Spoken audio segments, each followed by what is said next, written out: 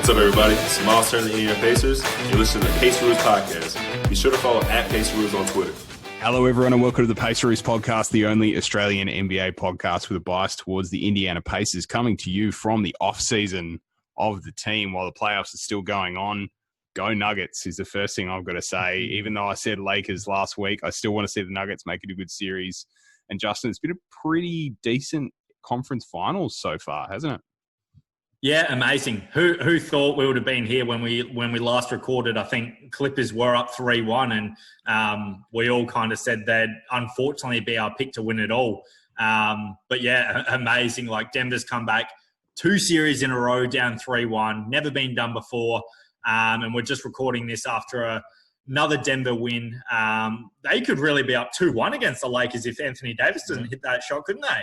Unbelievable. My love for Denver has been evident all year. I've tried to fit them into any podcast that I possibly could, and I'm just loving this right now. They're low-key my second favorite team right now, behind the obvious. But, yeah, making it a really cool series. It remains to be seen whether the Eastern Conference Finals can be a series. It looks like Miami are in full control, even though they lost Game 3. But, yeah, I think it's going to be interesting. It doesn't matter what combination of team makes the finals right now. I think it's going to be an interesting finals, and it's not a layup for the Lakers like we thought it was going to be. I think all 3 teams have the ability to be able to knock them off on the right day. Alex, who is in the box seat for the finals right now? I'm still on the Lakers train, man. I want to see Frank Vogel get that chip. I wish he could have won one in Indy, obviously, as we all do, but I'm still a massive fan of him, as I'm sure you two are. So just for that, and also those Black Mamba jerseys, they need to wear them every game. Yeah. First true. of all, they're beautiful, but secondly, they're undefeated in them. But the Nuggets are playing well, and over in the East, you said the Nuggets could be up 2-1. So could the Celtics, or they could be up 3-0. They've had double-figure leads in every game. So both the conference finals are stacking up to be good. It's just great to have basketball, man. As much as I love the Mamba jerseys, I also love the Denver rainbow jerseys too, the black rainbow jerseys. Yeah. I think they look pretty sweet as well. So we got some pretty cool jersey matchups in the Western Conference right now. All right, that's enough about talking about every other team. It's time to talk Pacers basketball. And we're going to have a little bit of fun with it this week because there have been some awful fake trades going around, some absolutely awful fake trades. And I think we're going to go around the room and we're going to get the worst trade candidate for the Indiana Pacers this offseason that you have seen floated on social media. Now, I'm going to start it off, and I'm going to start it off with a guy that's playing in the conference finals right now for the Boston Celtics. He's in every single Indiana Pacers fake trade known to man. It's always Miles Turner involved. It's always potentially Miles Turner and Doug McDermott involved. Maybe Jeremy Lamb as well, because he earns way too much money for his production. Gordon Hayward would be a terrible trade candidate for the Indiana Pacers. He is not the answer. He's not a genuine power forward, which is what you would need to trade for if you traded away Miles Turner. He's the same level as TJ Warren, in my view. So he's not an upgrade at either forward position over what we've got right now. And his contract just has ballooned to a degree that he would be the highest paid player in Indiana Pacers history. And you do not want the highest paid player in your franchise's history to be Gordon Hayward. Justin, am I wrong? Wow. Well, when you mentioned that last little tidbit, which I never knew, great work there, Adam. Yeah, no, I don't want him. I think Indiana fans, or some Indiana fans, have an obsession where if there's some sort of Indiana connection, they always want the Pacer player. We've seen it in the past with previous players. But yeah, no, Gordon Hayward, it's a no from me. He just too injury prone. And yeah, maybe if he was on half the contract, but not at that money. Alex, can I interest you in a little Gordon Hayward? No, you cannot, mate. And especially now, he's looking like the original Boston Celtic right now, isn't he? With that mo, he needs to get to the bubble barbershop. I think looks like a boxer from the 30s. It's unbelievable. I don't understand what's going. Look, I don't mind it. It's bold. I don't mind a moustache. It's not Movember yet, though. Like, let's not get ahead of ourselves, Gordon.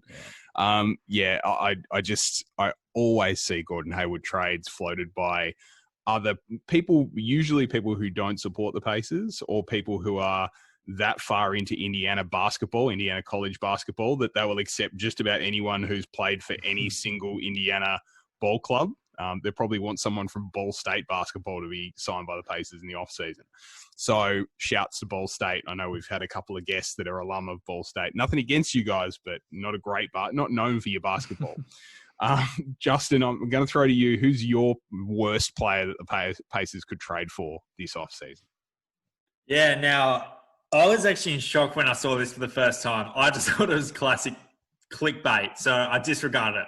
I saw it a second time, then a third time.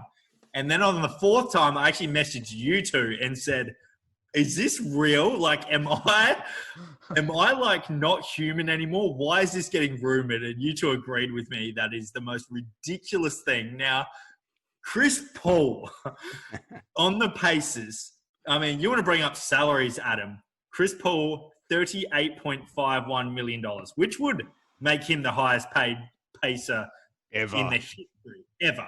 I was actually going to word it in a different sense, saying it's basically Sabonis and Brogdon together, but you saying it's the highest paid player is even worse. Now, Chris Paul, fantastic point guard. You see what he did for Oklahoma City, carried him to a Game 7, you know, the real leadership that the Pacers probably need. But at 35 years old, a point guard where probably Brogdon's the only player where you could say, hey, we are not trading Brogdon this offseason. How are you going to make up salaries? Who are you going to trade? We'd have to trade Oladipo, and we'd have to trade 2 starters to get Chris Paul in. And we've got a point guard who's younger, who's one of our best players in Brogdon. Now, Chris Paul is a player you bring on a contender to get him over the hump. You see the rumors about Giannis saying to Milwaukee's ownership he wants Chris Paul. Now, that makes sense. Yeah. Because Eric Bledsoe played terribly. They're a piece away. They need leadership to get to the next step. That makes sense for Milwaukee. But my God, guys, back me up here. Chris Paul in Indiana? No. Oh, man. It's the salary, isn't it, for me? Like you said, Chris Paul could help all 30 teams in the NBA. 100% he would make every team better. But when you have to give up 2 of your starters for a guy who's going to be making almost $40 million in his late 30s, shout out to Chris Paul's agent, first of all. Yeah. And shout out to Dale Morey because he got out of that contract. I know we're going to talk about another guy that Dale Morey's got into with, but yeah, Chris Paul's a big no for me.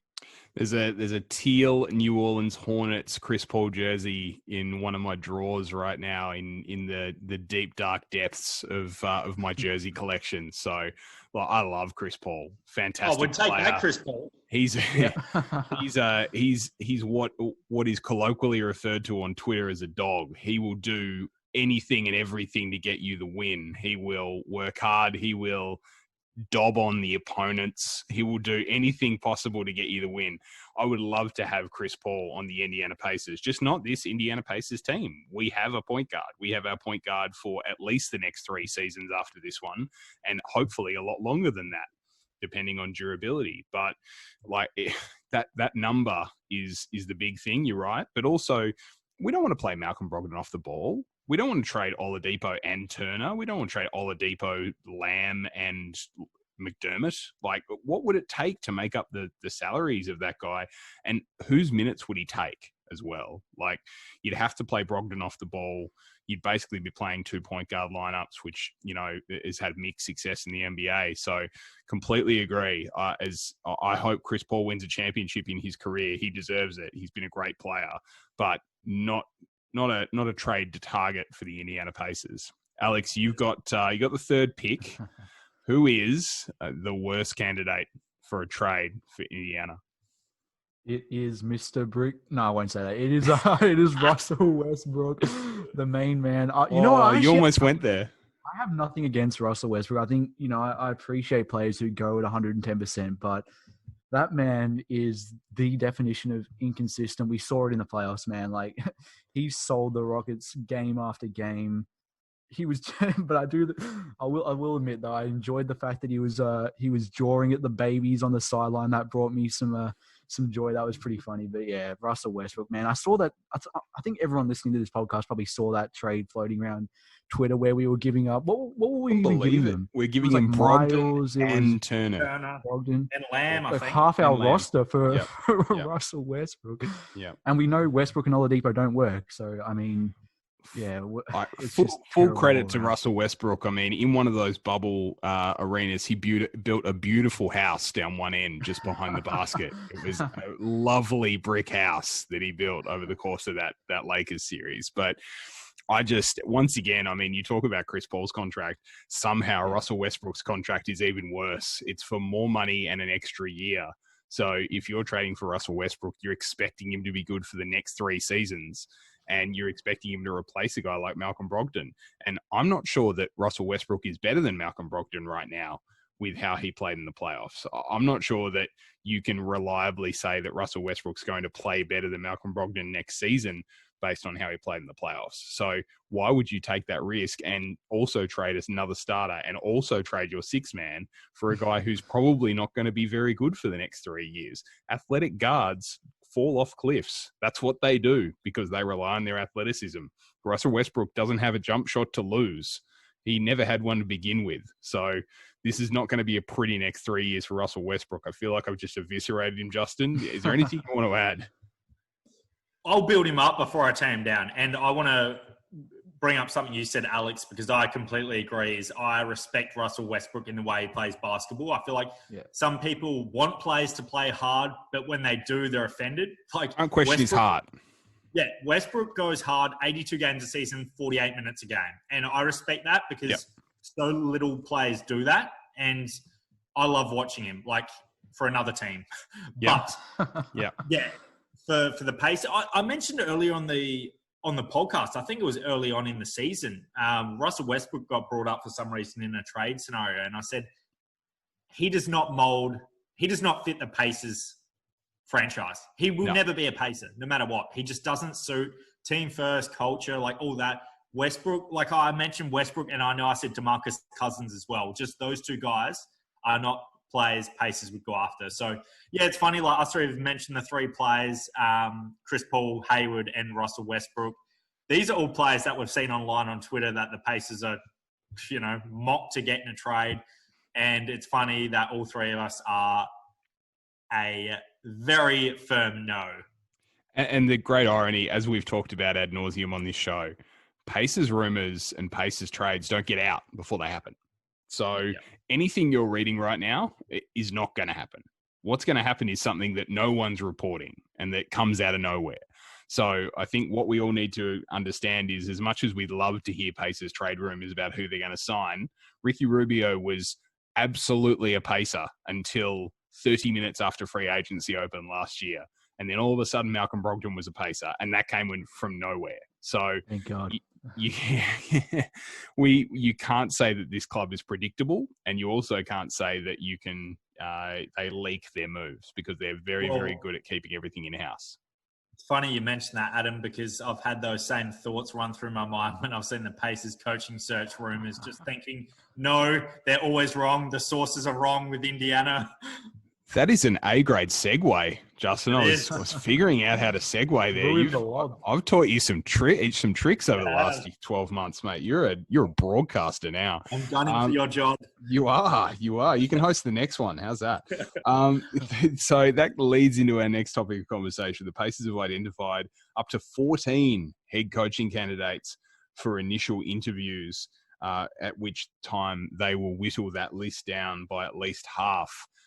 Reported by many sources, among them Adrian Wojnarowski and Shams Charania from The Athletic.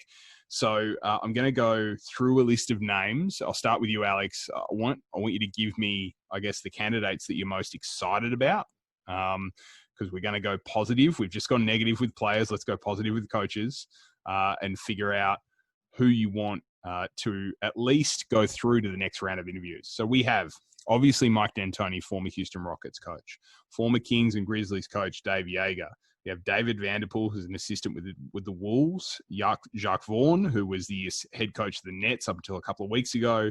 Nate Tibbetts, who's an associate head coach with the Blazers. Becky Hammond and Will Hardy, who are assistants with the Spurs. Dan Craig and Chris Quinn, previously reported assistants with the Heat. They're still in the bubble right now.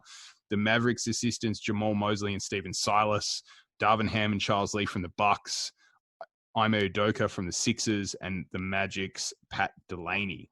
So, Alex, based on that wide-ranging list of assistants, former coaches, who do you want to go through to the next round? Ooh, that's a tough one. Firstly, a name that wasn't actually mentioned in this article, weirdly enough, which is Chauncey Billups, who's a name that's been thrown around a lot. He's going to progress to the second round directly, isn't he? Like, he's not getting a first round. I don't even think. I think he said that he didn't want to do them on Zoom. Yep. So he'll definitely be one of the guys that KP brings in person, I would imagine. Yeah. I'm still. Oh man, it's tough. Oh, I would go for me. I'm still going to go Dan Craig, Becky. They're my two assistant choices, and then I'm surprised that Kenny Atkinson isn't a name that's being thrown around more, especially with the Pacers. I don't know any team that's interviewed him yet, which is weird. So maybe I'm missing something on that, but he's a guy that I would not be surprised if the Pacers were to interview. Yeah, let's talk about that for a second. I mean, we saw David Blatt get ousted by LeBron early on in his Cleveland Cavaliers career. We also saw that Kenny Atkinson, it sounds more and more like Kyrie and KD were at the forefront of the decision to move on from him as a coach. Do you think, Justin, I'll start with you, do you think there's a stigma there where if you're driven out by a superstar, you're actually less likely to get opportunities because there's a bit of a stank associated with your exit from a team? So teams probably a little bit wary of upsetting their own superstars? 100%. Great question as well. Yeah, 100%. I think, word travels quick in the NBA. And although fans might not know, if players do want coaches out, that probably spreads through player agents to coaches to, Kevin Pritchard, who's making calls about people saying, hey, why did KD and Kyrie not like Kenny Atkinson? And then you probably learn some truths about, oh, geez, that wouldn't work well in our franchise either. It was funny listening to TJ Warren on 1070, the fan, the radio, the other week. He mentioned he's very impressed by the list of candidates we've got. He said he's liked the names he's seen reported, which is really good to hear. For myself, I don't think you mentioned him either, Adam, on that list, but I know you said we'll start positive, but I'm not going to. Mike Brown, I don't want Mike Brown. Oh, please, no. No. The only good season he's had is when LeBron was on the court, and that's probably something where I could have coached them to a decent record. He's been with the Pacers before. I think, you've done your dash with the Pacers. Nothing against him. I think he's probably a good assistant coach, but to be that leading man, I'd be shocked and disappointed if we got Mike Brown. You guys know, we've spoken about it for a few episodes. I want someone untrialed. Personally, I think for some reason, I think the Philadelphia 76ers job is going to be down to Ty Lue or Mike D'Antoni. I really hope they get Mike D'Antoni. So it kind of gives the Pacers. Best of luck to new Sixers coach Mike D'Antoni, by the way, from the Paceroos podcast. Yes. That might be the worst fit I could even possibly imagine up. I think they'll go Ty Lue. I just got a feeling I can see Ty Lue. He was a former player. I can see Philly going to Ty Lue.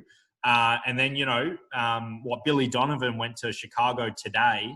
So, we've already heard Mike D'Antoni's not interested in Pelicans or Oklahoma. Kind of, if he's knocking on the door wanting to be an Indiana coach, it's hard, I guess, to say no to the most qualified coach on the market. But for me, you guys know, I actually really want Chauncey Billups. He's my option A, B, and C. I want someone untrialed. I don't want a Mike D'Antoni. I don't want a Mike Brown. I don't want someone who's failed. I think we go outside the box for once and go from there.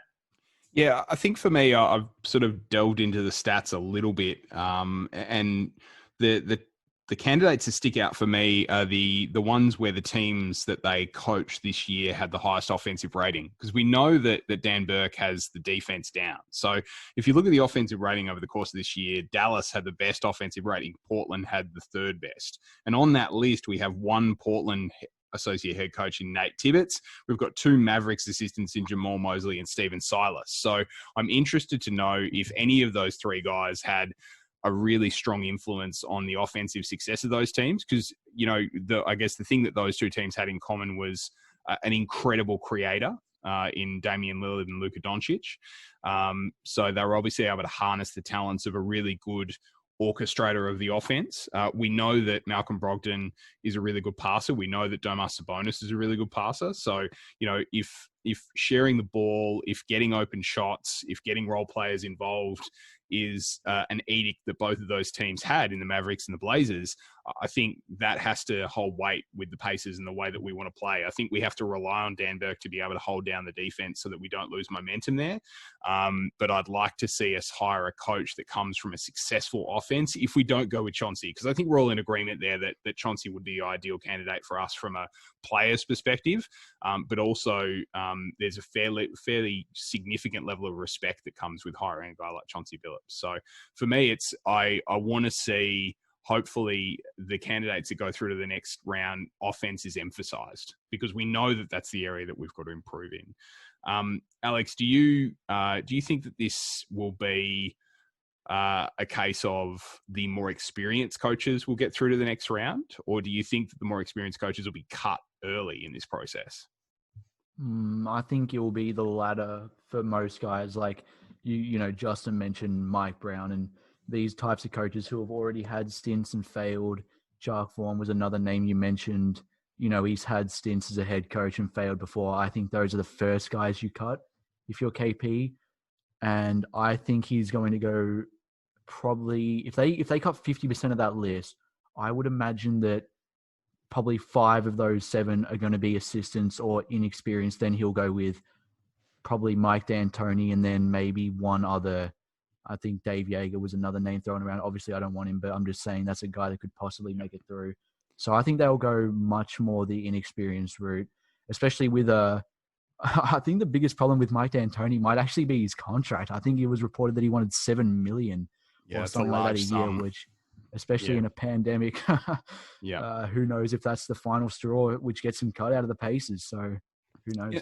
You know, the other thing I've been thinking as well, we were fortunate enough to have interviewed Damien Wilkins a few months ago in the middle of the pandemic. And Damien talked about Kevin Pritchard's pitch to him to bring him back to basketball, and then the pathway that created for him to get a job with the NBA PA. And it's clear that Damien's got a real way about him. He clearly gets along with all his teammates. He's a real kind of coach out there, or even on the bench, at the end of the bench for that Pacers team. He was highly respected. So if KP can identify that from, I guess, a seminar to try and get players across to the next phase of their career, if he can identify those sorts of personality traits, and he's saying he wants a player's coach, then I've got really a great deal of faith in him to be able to find that out. And that's something that we've heard, you know, firsthand from Wilkins, that not only did KP look to him and say, you got a bit left in the tank, I think we can use you. It wasn't just his on-court ability. Justin, I think it was just as much the off-court ability, wasn't it? It's a great point you make. I actually forgot about that, and you're completely right. I think when they make the next round of cuts in the coaching ranks, I reckon I'll be able to hone in on who we're going to hire. Right now, there's just so many names getting thrown up. I reckon once the list is down to 5, I'll put a solid guess on who we're going to hire. But I'm just going to say, I know I've been very anti-Mike D'Antoni. That's my own personal thoughts. But I will say, everything Kevin Pritchard said, it makes no sense to hire him. You know, we want to go young. We want to relate to players better. You know, they text more. They don't call. We want to, like, none of that rings Mike D'Antoni. And that's why I'm just so, I can't see all these rumors saying, oh, Pacers and D'Antoni are in strong talks and everything like that, because everything we've heard since Nate McMillan got fired is just the opposite of who Mike D'Antoni is. If Kevin Pritchard came out and said, look, we need a leader, we need someone with smart offensive intelligence, we need this, we need that, I'd be like, yeah, wow. Makes sense. Yeah. Makes sense. But everything he's saying, it doesn't make sense. That's why I'm holding my ground. Anytime I see Mike D'Antoni pace a rumor, I just flush it down the toilet because I just don't think the Pacers are going to hire him from what Kevin Pritchard said. So is Mike D'Antoni to the Pacers this off-season's Ricky Rubio, or Yes. is that what we're going with? All right. Yep. That's a good call. That's a very, very good call. Everyone's talking about it. None of us believe it's going to happen, and therefore it probably won't happen. Yeah. Now, we're speaking of the front office. We're talking about our friend Kevin Pritchard. Justin, I think you've got a bit of a push that we want to make, a bit of an off-season push that you'd like to share. With some breaking news on the Paceroos. Obviously, this is we're all laughing right now because this has been some time in the works. This has been, a lot of conversations between the three of us, a lot of talking with the fans of the show.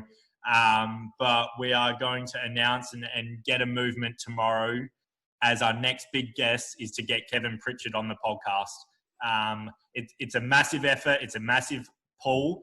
But we have had a conversation. A long shot, boys. It's a long shot. We're three guys from Melbourne. It's a Steph Curry shot from half court. We have had a conversation with him. We've had some fans reach out. Alex has made a video. We're gonna go live on Twitter tomorrow during the Miami-Boston game. We're gonna start a hashtag trending KP to the Paceroos. I know there's some fans of the show are already aware of it, but we're going all in on this. We want Kevin to come on the show. Yeah, when we started this show, I think, to give you guys some insight, we hadn't met each other before. We literally met face-to-face and recorded the first episode of this show. We've been communicating on Twitter for a little while, been tossing around some ideas, eventually got some equipment, decided to record a show, and it's grown from there. And we've been so, taken aback, I think, by the support that we've had, by the amazing people that have reached out to us and told us that, they're Pacers fans in Australia, or they love hearing our perspective, or they've listened to every episode. And, I think it's really blown us all away. I don't think any of us expected to, reach 1,000 followers on Twitter. I don't think any of us expected to, I guess, continually have, supporters out there shouting us out on social media and singing our praises and, doing guest spots on podcasts like you guys have done and that sort of stuff. Like it's been a really cool year. And I think when we came together, we all agreed who our dream guest would be. And that dream guest is Kevin Pritchard. And, he has interacted with us once and we would like that to continue. And we'd like to get him on the show. We'd like to talk to him about the ball club, the fan base, his experience running the club and what his philosophies are and really talk from a fan's perspective because KP doesn't go on a lot of podcasts. He went on the Dan Dankey show. He went on Woj's podcast a little while ago. Doesn't make a lot of appearances. So this would be, a real dream come true for the three of us, Alex, wouldn't it?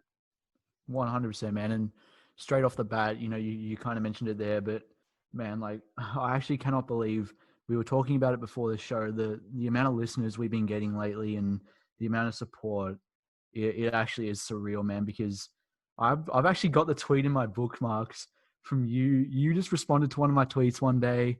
I think I might have been on someone's podcast and you just replied saying, yo, we should start a podcast of our own. And like, just something so simple, just one tweet, you deciding to send that tweet literally changed our lives. And that's insane. And we're grateful for everyone that's listened to the show. And Justin, I remember I didn't even know you. You didn't know me. I just DM'd you on Instagram one day saying, we got two random guys from Melbourne who love the Pacers. Do you want to come on? And you said yes. So, I mean, it's been a crazy 13 or 14 months or however long it's been. And shout out to everyone who made a video for the KP pitch.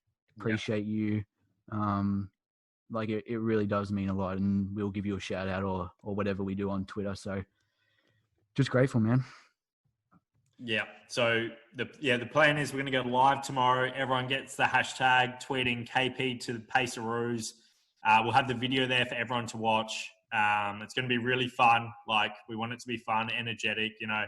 We're an Australian podcast, so we're not going to get all serious on KP. But yeah, to reach both your sentiments, it's been amazing. Like I talk to you boys probably more than anyone. I know we're all locked down in Melbourne right now, but fellow Pacer fans. We probably talk every day. So it's great having a friendship with you two. And bringing this idea to you guys, it's more like, let's go for it. Let's just shoot our shot. The Pacer organisation's great with overseas fans. We've seen that, Alex, when you travelled over there. For myself, I've obviously had a massive experience over there in Indiana. They treat international fans like royalty. We've even seen that, Adam, with getting, the likes of JJ, Pat Boylan on, Mark Boyle. Monteith. It's been fantastic. So couldn't be thankful enough, but we're going to go for the juggernaut and try and get the big boss on. Absolutely. No, it's going to be fun. I think, guys, as we said, it's a long shot. We'd really appreciate it if you could retweet, if you could like, if you could tweet out the hashtag, and try and make this happen. As we say, we don't do this for money. We do it for the love, and we do it to try and be entertaining. We really enjoy doing this podcast. It's something we look forward to whenever one of us sends a message to say, hey, you want to record tonight? We all get pretty excited, I think, at the prospect of talking hoops and particularly talking about this ball club. And it's been an awesome last 13, 14 months, as you said, Alex. And I think we're not stopping anytime soon. We're going to be a fixture in Pacers basketball for a very long time. And the beauty of Zoom is that we can record this wherever we are in the world in the middle of the pandemic. So if we can record and keep bringing you episodes across COVID, then we can record and keep bringing you episodes at any point in time. So we're not going to stop until we're on that Pacers court, posing with a player or with an official or with our good friend JJ that mentioned us on Fox Sports Indiana. We forgot to mention that. How incredible to be mentioned on the Pacers broadcast. But look, I think it's a cool thing to ask. If it happens, amazing. If it doesn't, we shot our shot. That's what matters. But very, very cool. And look forward to you all getting involved in it. That about wraps us up this week, guys. I'll give you guys the opportunity to predict the NBA finalists. We may not come to you before the finals begin. We may come to you just before the finals start. But who's your prediction to make the NBA finals? Is it a layup of Heat Lakers? Alex, start with you. Yeah, you had it. I'm going Lakers Heat, and then I'm going to say Lakers in 6. Justin? I'm going Lakers Boston. I actually think Boston deserve to be up in this series right now. They do. I think they'll come back and win in 7. So I'm going Lakers v Boston and Lakers in 6. I've been listening to you guys, and I really want to say Denver. But do it. But I'm going to say Denver. Nuggets Heat. Nuggets Heat. Let's do something different. Let's get weird. It's a pandemic year. We're in a bubble. Nuggets Heat. While we've got another minute, I was saying to Tyson, obviously a big Lakers fan who's been on our show, I think it's going to be funny to see how the NBA community reacts to the championship winner. If Lakers win, fantastic. LeBron Finals MVP, what a great year. If Denver or Miami win, it's tainted. That season was useless. No fans, it will happen, right? Yeah. If LeBron wins, then it's the greatest championship in the history of everything ever. Yeah. If anyone else wins, then it's the worst. That's it's like a lockout championship. It's the same thing. Yeah, you can predict the storylines already, can't you? Yeah, you can. Bleacher Report, though, will keep tweeting out about Lakers. Just keep that same energy, guys. Keep that same energy. Oh, it's ridiculous. All right, guys, this has been the Paceroos Podcast. Don't retweet Bleacher Report's Alex Caruso tweets, everyone. We'll see you again very soon.